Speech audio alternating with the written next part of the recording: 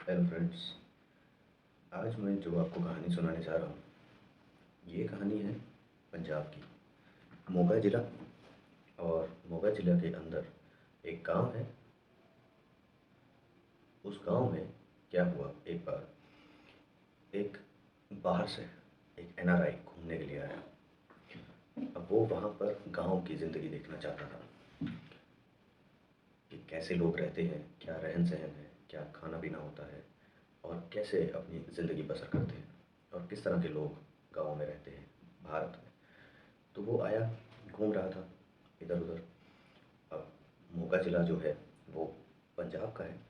तो पंजाब का रहन सहन आप लोग को पता ही है कैसा होता है। दूध दही प्रॉपर, भैंसें, सब कुछ वहाँ पे प्रॉपर। गांव की लाइफ वो देखकर बहुत खुश हो रहा था। कभी भैंसों की फ़ोटो खींचता, कभी लोगों की फ़ोटो खींचता। कुछ बूढ़े लोग एक दूसरे के साथ बैठकर ताश खेल रहे हैं, कुछ बातें कर रहे हैं। गांव के लोग, जैसे आप जानते हैं कि गांव की कैसी ट्रेडिशनल लाइफ्स होती हैं, उस तरह की लाइफ लोग जी रहे थे। तो वो उन चीज़ों को देखकर बहुत एक्साइटेड हो रहा था। तो जो गांव की औरतें थीं, जैसे कि गांव में चलता है कि कुएं से पानी भरने जाना या भैंसों को चराने के लिए जाना, तो इस तरह की कुछ एक्टिविटीज़ कर रही थी और उनकी भी वो फ़ोटोज़ क्लिक कर रहा था। हालांकि उनसे परमिशंस ले रहा था, तो परमिशन लेकर ही। बट अब दिक्कत ये है कि गांव के टिपिकल गांव के लोगों को इंग्लिश नहीं आती उतनी, और जो एनआरआई हैं जो वहीं पर पले बड़े हैं बाहर ही, उन लोग को यहाँ की लैंग्वेज समझ नहीं आती। बट कुछ लोग होते हैं पढ़ लिखे, जो पढ़ लिख जाते हैं। अब वो उनके माध्यम से उन लोगों से बात करता था, गांव के लोगों से। तो उनको बताता था कि वो क्या चाहता है, फ़ोटो क्लिक करना चाहता है या उनके साथ बात करना चाहता है, तो उनसे पूछना चाहता है कि आप लोग का रहन सहन कैसा है। तो इस तरह की वो बातें लोगों से करने लगा, वहाँ के लोगों को जानने लगा, किस तरह की सोच रखते हैं, क्या आगे के बारे में सोचते हैं, कितने प्रोग्रेसिव टाइप के लोग हैं गाँव में, भारत के गाँव में, स्पेशली पंजाब के गाँव में। तो पंजाब में जो ट्रेंड चलता है नॉर्मली, स्पेशली गाँव में जो चलता है कि बाहर अपने बच्चों को भेजना है। लड़का होगा तो वो बाहर कमाने जाएगा, लड़की होगी तो किसी एनआरआई से शादी करके जाएगी। लेकिन बाहर का बहुत उनको क्रेज़ होता है कि बाहर भेजा जाए। तो क्या हुआ कि वो जो लड़का घूमने के लिए आया था एनआरआई, वो बहुत स्मार्ट था, बहुत हैंडसम था, अच्छी पर्सनैलिटी, 6 फीट हाइट, और इधर उधर घूम रहा था, गोरा चट्टा एकदम। तो जो भी लड़कियां उसको देखती, हर कोई लड़की अ, उसको पसंद करने लगती और सपने देखने लगती कि काश काश इससे शादी हो जाए। जो औरतें देखती वो भी ये सोचती थी कि काश उनकी लड़की की उससे शादी हो जाती। तो बहुत स्मार्ट लड़का है, बाहर से यहाँ पर खर्चा करके घूमने के लिए आया है, तो पैसा भी बहुत होगा, अच्छा रहन सहन होगा, तो उनकी बेटी की ज़िंदगी बन जाएगी। तो अब वो जो लड़का था जो बाहर से आया था एनआरआई, वो घूमते घूमते थक गया। एक जगह पर रुका, उसने पानी मांगा, तो उस घर में से एक औरत निकल कर आई। तो अ, उन्होंने उसको पानी दिया पीने के लिए। अब उसने पानी पिया तो उसने रिक्वेस्ट की कि कुछ खाने को अगर मिल जाता, बहुत भूख लगी है। तो उन्होंने खाने के लिए भी दिया। तो ऐसे बातें चलने लगी उन लोग की।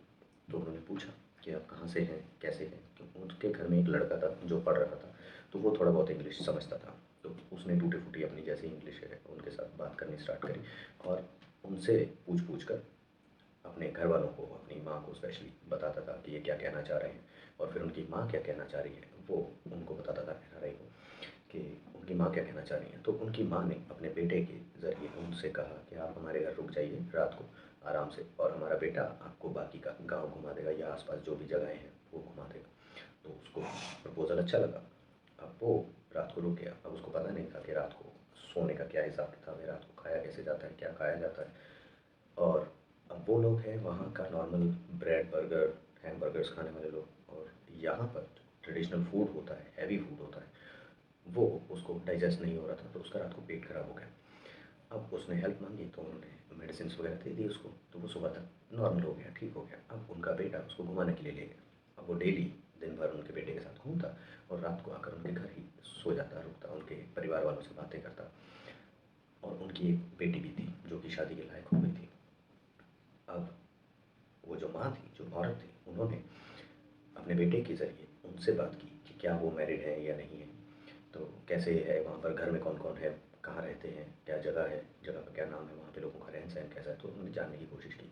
अब वो बताते गए, जो एनआरआई था वो बताता गया उनको कि उनके घर में कौन-कौन है, एक माँ है, उनके फादर हैं और उनके एक छोटे ब्रदर हैं। तो अब इन्होंने अपने बेटे के ज़रिए उनसे पूछा कि क्या वो शादीशुदा है या नहीं, तो उन्होंने बोला कि नहीं, वो अभी शादीशुदा नहीं है और लड़की ढूँढ रहे हैं। हो सकता है कि वो भारत में ही शादी करना चाहें, क्योंकि भारत से उनको लगाव है, तो बहुत अच्छा लगता है उनको भारत आना, कई बार आ चुके हैं। तो उन्होंने इस तरह की कुछ बातें की। तो उनकी माँ की जो औरत थी जिन्होंने उनको अपने घर में ठहराया था, उनकी उम्मीदें जाग गई अपनी बेटी के लिए।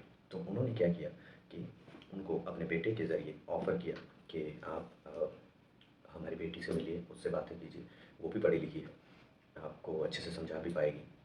कल जब आप जाएँगे तो ये दोनों भाई-बहन आप लोग आपके साथ चले जाएँगे और आपको जगह दिखा देंगे अच्छे से। तो वो मान गया। उसने देखा, उसने जो औरत थी उन्होंने अपनी बेटी को बुलाया उसके सामने, तो वो चाय लेकर आई शाम को। तो बातें-वातें की बैठकर दोनों ने आपस में। अब दोनों की आपस में बातें होने लगी। दोनों को उसकी माँ ने उन दोनों को अकेला छोड़ के उन दोनों को बोला कि आप दोनों आपस में बातें कीजिए, मैं घर के बाकी काम निपटा लेती हूँ। तो वो बातें करने लगे और वो औरत अंदर चली गई घर में, तो वो बाहर आंगन में ही बैठे हुए थे। तो बातें करते-करते उस लड़की को भी वो लड़का पसंद आ गया था, क्योंकि वो बहुत हैंडसम था, 6 फुट का, अच्छा बॉडी बिल्डर टाइप उसकी बॉडी थी। तो अब उस लड़की को पसंद आ गया, तो उसने भी अपने दिल की बात उसके सामने रख दी कि ऐसे-ऐसे मैं आपको पसंद करती हूँ और अगर आप चाहें तो हम शादी कर सकते हैं। तो वो लड़का भी राज़ी हो गया, क्योंकि जो बाहर का कल्चर है, वहाँ पर ज़्यादा सोच-विचार नहीं होता। अगर आपको पसंद है तो डायरेक्ट एक्सेप्टेंस हो जाती है, नहीं पसंद है तो डायरेक्ट मना कर देते हैं। तो उन्होंने एक्सेप्ट कर लिया और बोला कि ठीक है, मैं जाकर अपने पेरेंट्स से बात करूँगा और फिर हम आगे बात बढ़ाएँगे। तो अब हुआ ये कि वो जो औरत थी, उस लड़की की माँ, उन्होंने उसको बोला लड़के को कि आप एक काम कीजिए, हमारे यहाँ पर एक रस्म होती है, आप रोका कर लीजिए मेरी बेटी के साथ, फिर आप चले जाइए, आप अपने पेरेंट्स को लेकर आइए, तो हम यहाँ पर प्रॉपर शादी की बात कर लेंगे, ठीक है। तो ऐसा कुछ हुआ। अब वो लड़का मान गया और उसको यहाँ के ट्रेडिशंस भी देखने थे, जानने थे कैसे क्या होता है। तो वो मान गया। तो उसने बोला कि मुझे कुछ प्रोसीजर नहीं पता है कैसे क्या होता है, तो आप मुझे बताते रहिएगा, मैं कर लूँगा। तो उन्होंने बताया, उसने फॉलो किया, रोका हो गया। अब वो लड़का वापस चला गया। अब यहाँ पर पूरे गाँव में खबर फैल गई कि वो लड़की जो है उसका रोका हो गया है उस एनआरआई के साथ। तो सब लोग, अब जो लोग अपनी बेटियों के लिए उम्मीदें लेकर बैठे थे, वो लोग जलने लगे उन लोगों से और अ, बुरा-भला कहने लगे कि आप लोगों ने फ़ायदा उठा लिया, एक भोला-भाला इंसान आया था, आप लोगों ने फँसा लिया और ये और वो। तो बहुत कुछ उनको सुनना पड़ा, बट उनको उससे कोई मतलब नहीं था, क्योंकि उनकी बेटी की ज़िंदगी सेट होने जा रही थी। अब वो लड़का वहाँ पर चला गया। फिर क्या हुआ, दोनों की रेगुलर बातें होने लगी फ़ोन पर। वो एक फ़ोन गिफ्ट करके गया था उस लड़की को, तो अपनी मंगेतर को। अब वो वहाँ से उसको फ़ोन करता, दोनों बातें करते, दिन-दिन भर लगे रहते बातें करने में। तो इन्होंने उनको ऑफ़र किया कि आप लोग आइए इंडिया में, अपने पेरेंट्स को लेकर आइए, हम बैठकर बात करते हैं, शादी का टाइम सेट करते हैं। तो वो लेकर आ गया। सब उसके माँ-बाप आ गए, उसका छोटा भाई आ गया, सब एक साथ आ गए। तो सबने बात-वात की और उन्होंने बोला कि हम बार-बार नहीं आ पाएँगे, काफ़ी खर्चा होता है, तो हम अब एक ही बार शादी कर लेंगे और फिर मैं चला जाऊँगा। फिर वहाँ जाकर मैं इनको वहाँ बुलाने का अरेंजमेंट करूँगा, बाद में इनको बुला लूँगा वहाँ पर। तो सब लोग अब गाँव के थे, तो उनको पता नहीं था कि कैसे क्या चीज़ें होती हैं, तो उन्होंने मान लिया कि ठीक है, हाँ, ये भी है, क्योंकि कुछ डॉक्यूमेंट्स वगैरह चाहिए होते हैं, तो वो इतनी जल्दी बनते नहीं हैं, टाइम लगता है।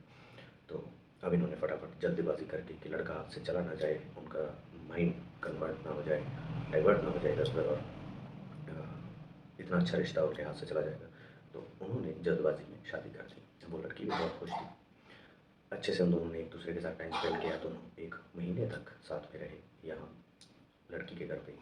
उसके बाद लड़का और उसकी फैमिली चले गए वापस अपने कंट्री में। अब वहाँ जाकर लड़के ने धीरे-धीरे दूरी बनानी शुरू कर दी। लड़की यहाँ पे टेंशन में आ गई, उसके पेरेंट्स भी टेंशन में आ गए। लड़का धीरे-धीरे बातें करनी कम करता गया, कम करता गया। और उसका फ़ोन, वो फ़ोन करती थी तो फ़ोन नहीं उठाता था।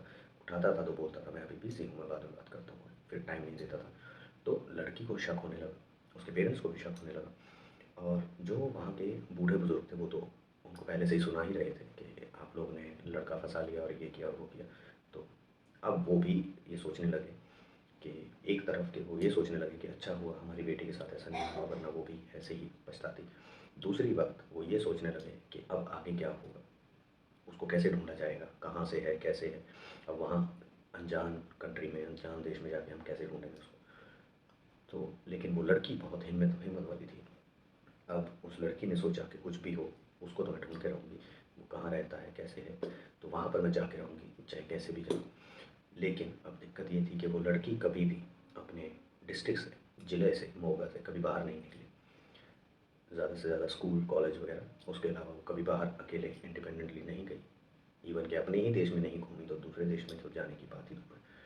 तो उसने फिर भी अपने दोस्तों से हेल्प मांगनी शुरू की कि कोई उसकी हेल्प कर दे, कोई उसको बता दे कैसे जा सकते हैं, क्या क्या चाहिए, क्या अरेंजमेंट करना पड़ेगा, कितना पैसा लगेगा, किससे बात करनी होगी, कहाँ जाकर अप्लाई करना होगा। तो उसके एक दोस्त ने उसको सब कुछ बताया कि आप ऐसे ऐसे दिल्ली जाइए, वहाँ पर आप एयरपोर्ट पर जाइए, उनसे बात कीजिए, आपको वीज़ा लेना पड़ेगा, अप्लाई करना पड़ेगा, एम्बेसी में जाना पड़ेगा आपको, वहाँ से आपको वीज़ा अप्लाई करके तब आप जा सकेंगे, पासपोर्ट बनवाना होगा सबसे पहले तो लड़की ने अपना सब कुछ छोड़कर ये सब तैयारियाँ करनी शुरू कर दी कि मैं कुछ भी हूँ आने वाले टाइम में जा कर रहूँगी, और कुछ भी हो उस इंसान को ढूंढ कर रहूँगी कि उसने ऐसा क्यों किया।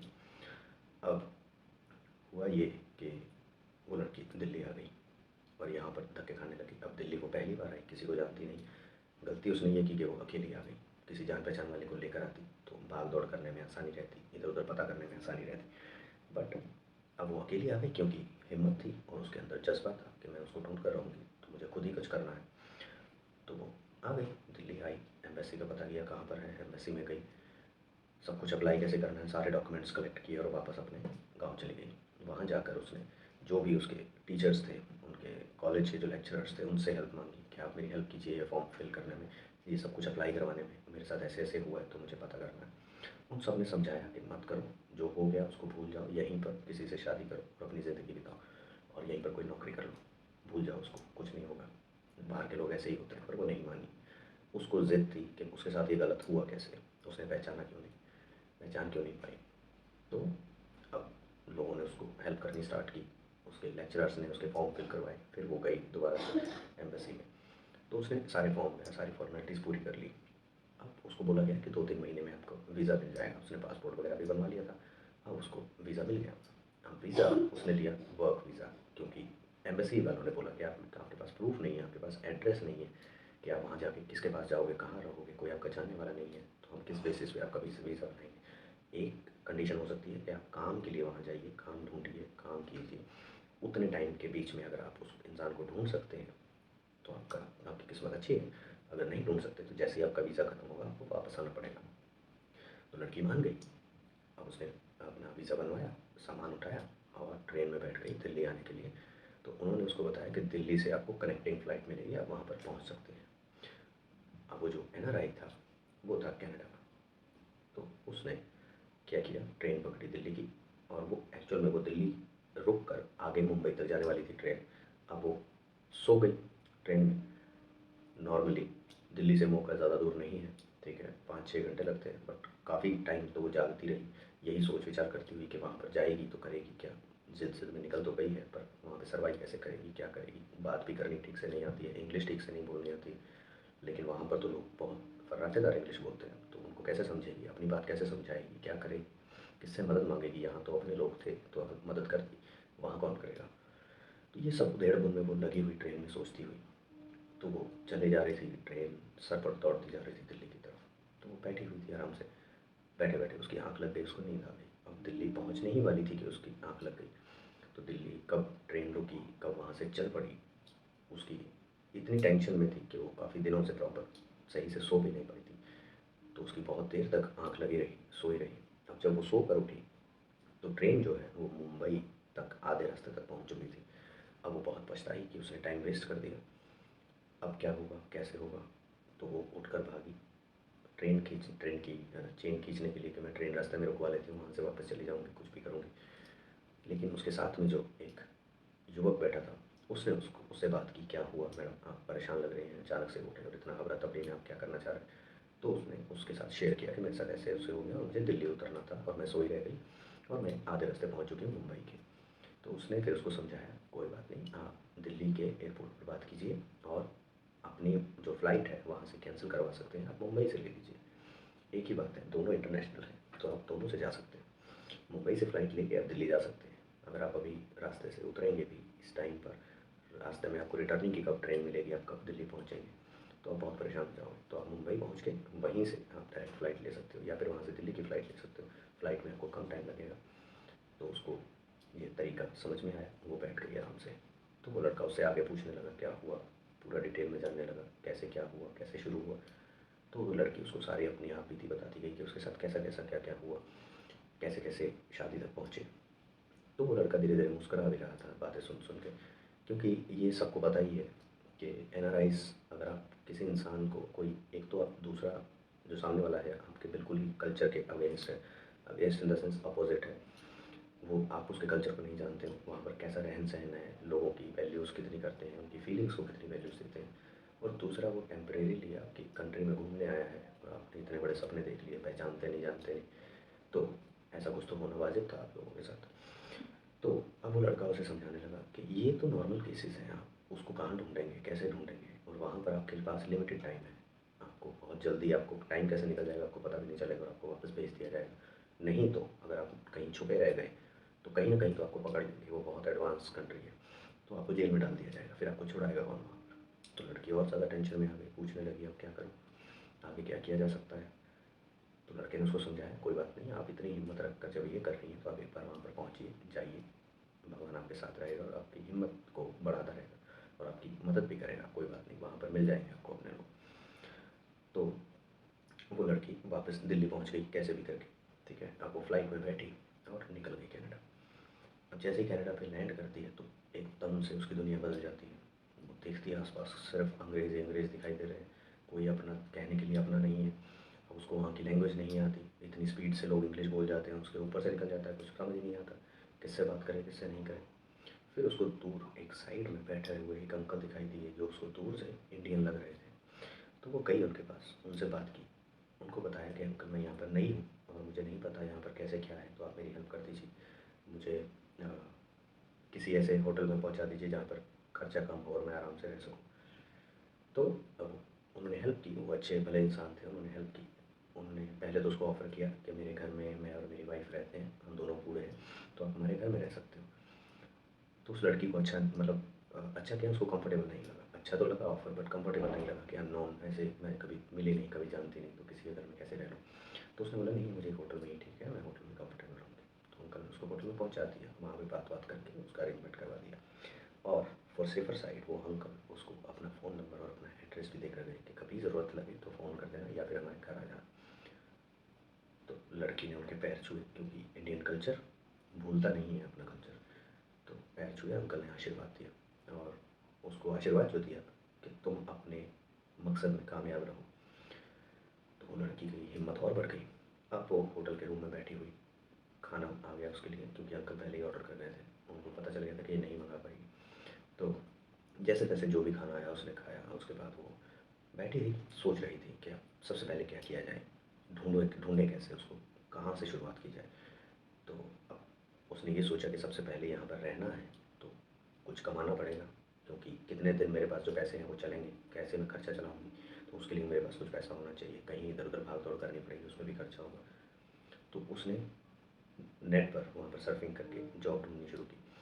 तो जॉब ढूँढते-ढूँढते उसको एक जगह पर एक रिसेप्शनिस्ट की जॉब मिली। तो उसने वहाँ पर कॉल किया, उनके कॉन्टैक्ट नंबर पर उनसे बात करने की कोशिश की, तो उन्होंने उसको रिजेक्ट कर दिया, क्योंकि उसकी उतनी फ्लुएंट इंग्लिश नहीं थी कि वो कम्युनिकेट कर पाए।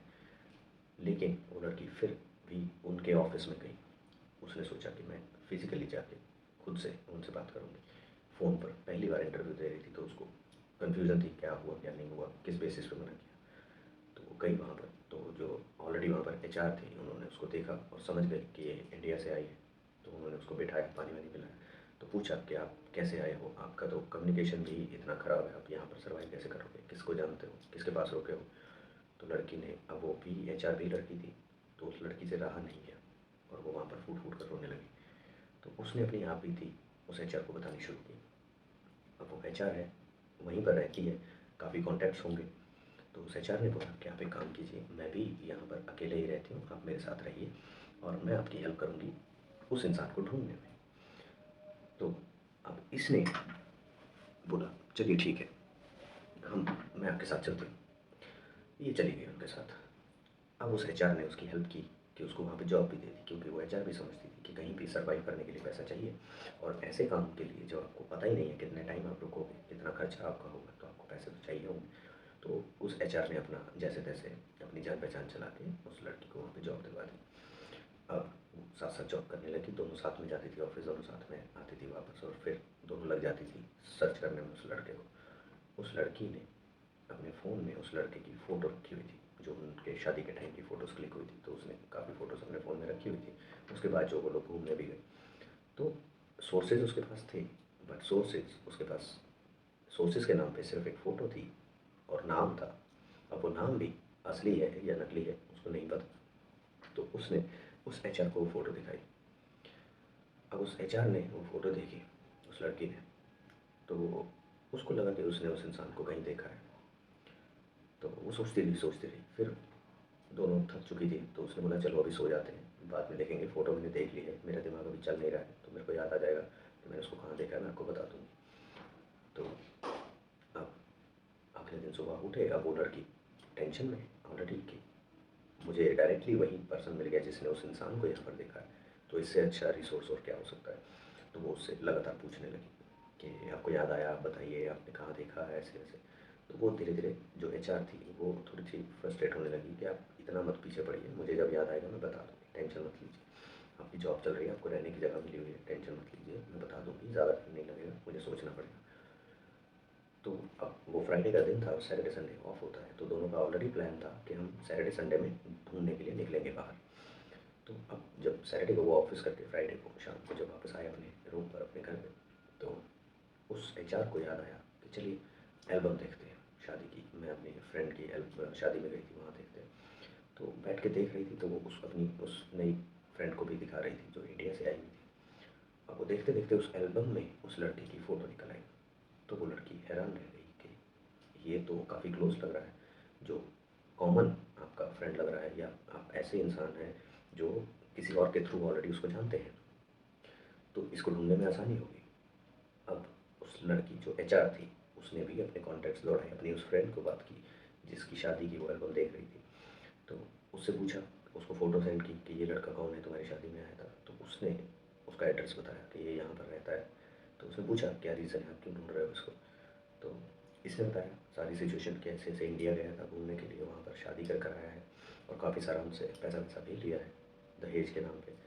तो अब वो लड़की जिससे उसने शादी की है वो उसको ढूंढ रही है यहाँ पर और अकेली है।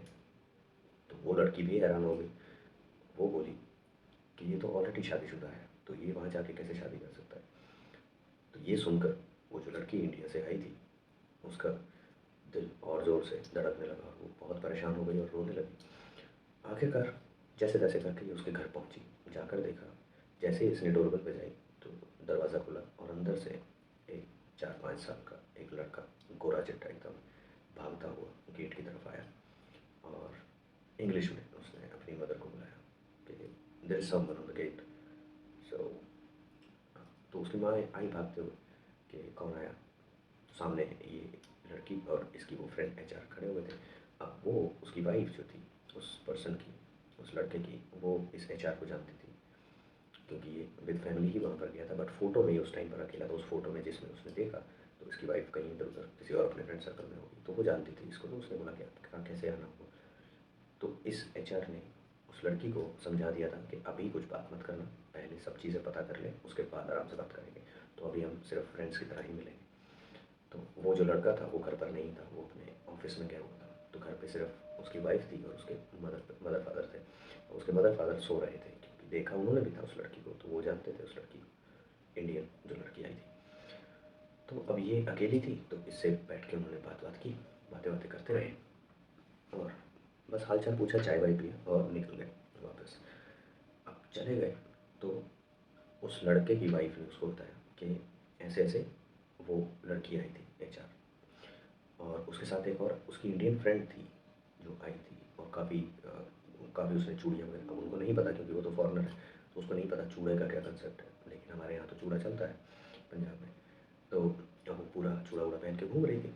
तो उसने बोला कि काफ़ी वो ड्रेस्ड अप थी और चूड़ा वगैरह उसने इसको चूड़ियाँ वगैरह बैंगल्स वगैरह पहनी हुई थी और इस तरह की दिखती थी। तो वो आई थी, उस लड़के के माथे से पसीने निकलने लगे कि ये कैसे हो गया, उसको तो इतनी इंग्लिश भी नहीं आती थी, तो यहाँ तक कैसे पहुँच गई और मुझे कैसे ढूंढ लिया अचानक से। तो हुआ ये कि उस लड़के ने बहाना बनाकर अपनी वाइफ को बोला कि हम कहीं घूमने चलते हैं, मुझे छुट्टियाँ मिली हैं ऑफिस से, तो हम कहीं कुछ दिनों के लिए बाहर घूमने चलते हैं। तो वो अपने पूरे परिवार को, अपने पेरेंट्स को और अपनी वाइफ को, बच्चे को लेकर घूमने निकल गया। अब चला गया। पीछे से वो लड़की और एचआर फिर से आई उनके घर पे, बट डोरबेल बजाते रहे, किसी ने खोला नहीं। तो उनके पड़ोसी लोगों ने बताया कि वो लोग घूमने गए हुए हैं 10 दिन के लिए, 10 दिन के बाद आएंगे। तो अब वो फिर से टेंशन में आ गई कि उसको पता चल गया होगा। वापस आके फिर से वो लड़की रोने लगी। तो आखिरकार जैसे तैसे करके उसने वो 10 दिन काटे और 11वें दिन फिर से उसके घर पहुंच गई। तो जब वो पहुंची तो वो अभी गाड़ी से उतर कर सामान ही रख रहे थे घर के अंदर, अभी वापस ही आए थे। तो सामने से ही ये जाकर खड़ी हो गई, इंडियन लड़की अपनी एचआर फ्रेंड के साथ। अब खड़ी हुई तो उसके पास शब्द नहीं थे उस लड़के के पास, उसके जस्ट सामने फेस टू फेस खड़ी हो गई तो उसके पास शब्द नहीं थे, क्या बोले, कैसे अपनी वाइफ के साथ इंट्रोड्यूस करवाए, क्योंकि पेरेंट्स तो जानते हैं।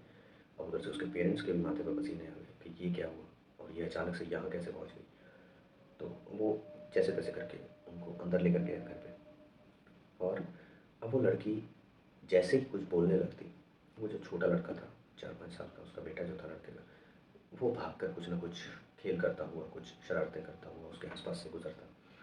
तो वो लड़की का मन अचानक से बदल जाता। वो ये सोचती कि यार अगर मैं बता दूंगी कि इसने क्या किया मेरे साथ तो इसकी वाइफ इसको छोड़ देगी, और इन दोनों के चक्कर में, और मेरी ज़िंदगी का तो जो हुआ वो हुआ, इन दोनों के चक्कर में इस बेचारे की ज़िंदगी ख़राब हो जाएगी। इसने क्या कसूर किया है, मेरी गलती थी, मेरे पेरेंट्स की गलती थी कि हमने इस पर ट्रस्ट किया, हमने सोचा नहीं, बैकग्राउंड नहीं चेक किया, लेकिन उसकी सज़ा ये बच्चा क्यों भुगते। तो वो मायूस सी होकर चुप सी हो गई और नॉर्मल बातें करने लगी उसकी वाइफ से। और उस लड़के को, जिस लड़के ने उसको धोखा दिया था, यानी कि उस बच्चे के बाप को, तो वो इग्नोर करने लगी और सिर्फ उसकी वाइफ से बात की। उसने चाय वाय पी और चली गई अपनी एचआर फ्रेंड के साथ। और उसकी एचआर फ्रेंड पूरे रास्ते उससे पूछती कि क्या हुआ, तेरे पास इतना अच्छा मौका था, सबके सामने बैठ के तू बोल सकती थी, तूने बोला क्यों नहीं। बहुत उसने पूछा उससे और वो चुप रही, पूरे रास्ते चुप रही। जैसे ही वो घर पहुंची बहुत ज़ोर ज़ोर से फूट फूट कर रोने लगी। तो अब वो एचआर भी फॉरेनर थी, वहीं की थी, वहीं पली बड़ी, वहीं पैदा हुई। तो उसको वो इमोशंस कनेक्ट नहीं हो पा रहे थे कि क्या रीज़न है कि ये बोली क्यों नहीं, जिसके लिए इतनी दूर से अकेली इतना कुछ सह कर आई है, तो यहाँ पर लास्ट मोमेंट पे आके ये बोली क्यों नहीं। तब उसने, उस लड़की ने उसको समझाया अपनी फ्रेंड को कि ऐसे ऐसे जो गलती मैंने की, मेरे पेरेंट्स ने की, उसकी सज़ा वो छोटा बच्चा क्यों भुगते। क्योंकि कोई भी औरत ये नहीं चाहेगी कि उसका पति किसी और औरत को धोखे से उसके साथ शादी करके उसको धोखा देकर वापस आकर उसके साथ रह रहा है। तो जैसे उसकी पत्नी को पता चलेगा तो वो उसको छोड़ देगी। अब उन दोनों के चक्कर में ये बच्चे की ज़िंदगी खराब हो जाएगी। तो मैं ये नहीं देख पाऊँगी क्योंकि उस बच्चे की कोई गलती नहीं है उसमें, उसको नहीं पता कि उसके बाप ने क्या किया। लेकिन मेरी ज़िंदगी खराब हुई, ठीक है, वो मेरी गलती है, मेरी गलतियों की सज़ा मुझे मिलनी चाहिए, मेरे माँ बाप को मिलनी चाहिए। अब इसमें उस बच्चे की ज़िंदगी में ख़राब नहीं कर सकती। तो वो एचआर भी उसकी बातें सुन के बहुत ज़ोर ज़ोर से रोने लगी और उसको ज़ोर से गले से लगा लिया। और उसने उसको बोला कि तुम कोशिश करो मेरे साथ रह जाओ, मैं तुम्हें यहाँ पर अच्छी से अच्छी नौकरी दिलवाऊँगी, तुम्हारी यहाँ पर लाइफ सेट हो जाएगी, चिंता मत करो, तुम्हारा खर्चा मैं उठाऊँगी जब तक तुमको अच्छी नौकरी नहीं मिल जाती है, पर तुम मेरे साथ रहो। अब उस लड़की को भी लगा कि वापस अपने गाँव किस मुँह से जाएगी, क्या करेगी, क्योंकि वहाँ पर ऑलरेडी बदनामी हो चुकी है। तो उसने अपनी माँ को बोला फ़ोन करके कि माँ मुझे वो मिल गया है और मैं यहाँ पर उसके साथ खुशी से रह रही हूँ, और आप मेरी चिंता मत कीजिए, सबको बोलिए सब सही है, और मैं कभी कभी वहाँ पर मिलने आया करूँगी। तो मैं अब उसके साथ ही रह रही हूँ। वो यहाँ पर बिज़ी था इसलिए बात नहीं कर पा रहा था, उसकी कंपनी से उसको कभी इधर कभी उधर भेजते रहे तो उसके पास टाइम नहीं था। बट अब जब मिली हूँ तो उसने मुझे यहीं पर रख लिया और वो कह रहा है कि अब वापस मत जाओ। तो इस तरह उसने झूठ बोला अपनी माँ से और वहाँ पर रहने लगी। अब उसकी जो एचआर फ्रेंड थी उसने उसको जॉब दिलवा दी अच्छी, और वो वहाँ पर अपनी ज़िंदगी बसर करने लगी। लेकिन अपनी इस छोटी सी गलती से वो अपने परिवार से हमेशा के लिए दूर हो गई। ना उसे वो पति मिला जिसकी चाह में वो परिवार छोड़ कर गई, ना वो उस परिवार के पास वापस जा पाई जिसकी गलती की वजह से और जिनकी ऐसी सोच की वजह से कि उनकी बेटी अगर एनआरआई से शादी करके बाहर रहेगी तो बहुत खुश रहेगी और अच्छी ज़िंदगी जिएगी, ना तो उनकी बन के रह पाई, ना उनके पास वापस जा पाई, ना अपने उस पति के पास जा पाई जिसने उसको धोखा दिया। तो ये कहानी थी आप लोगों के लिए। आई होप आप लोगों को पसंद आई हो। अगर पसंद आई हो तो लाइक एंड शेयर ज़रूर कीजिएगा और कमेंट सेक्शन में मुझे बताइएगा कि आपको पसंद आई है या नहीं। मिलते हैं अगली कहानी में। Bye bye guys.